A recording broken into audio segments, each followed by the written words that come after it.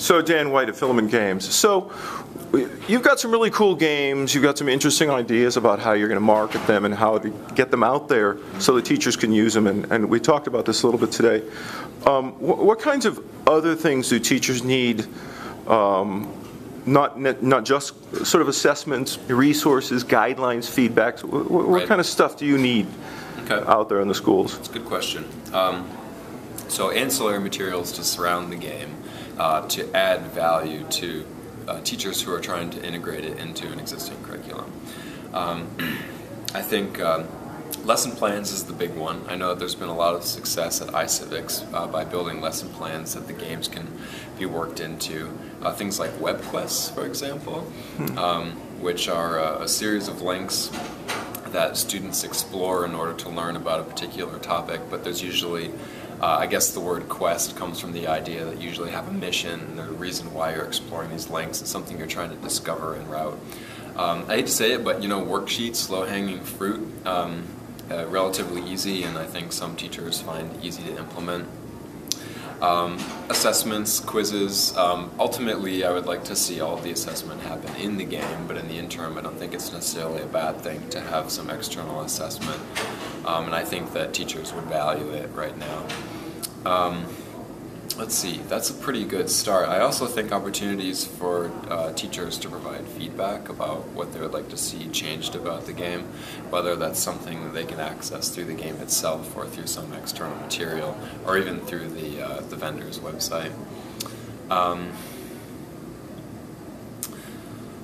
What kind of feedback are they getting? Like, do you envision them making suggestions for refining the game for different ways, or different ways the game would be used? Both, actually. I think in the past we've gotten really good feedback from teachers about ways to refine the game. But in particular, I would like to hear about best practices. Teachers telling us, oh hey, I used your game paired with these curriculum materials or in this way, and then we in turn can turn those into materials and resources, more ancillary materials that other teachers can use and benefit from. So how are you doing that now? Are you doing that now? No, we're not really doing that now with our games. I should say, when I say our games, there's sort of two categories. There's the games that we're developing internally and own the IP to, and there's the games that we develop on work-for-hire contracts for other organizations.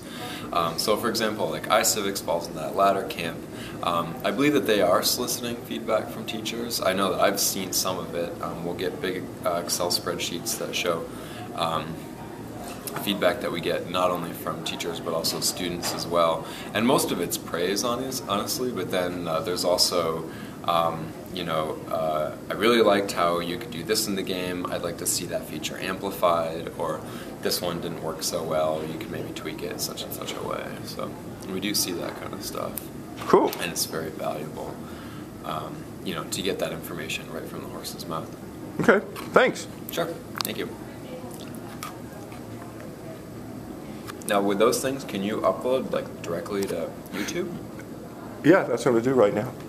So how does that work? You just literally jack it right into. Is this thing still rolling? No. It's right.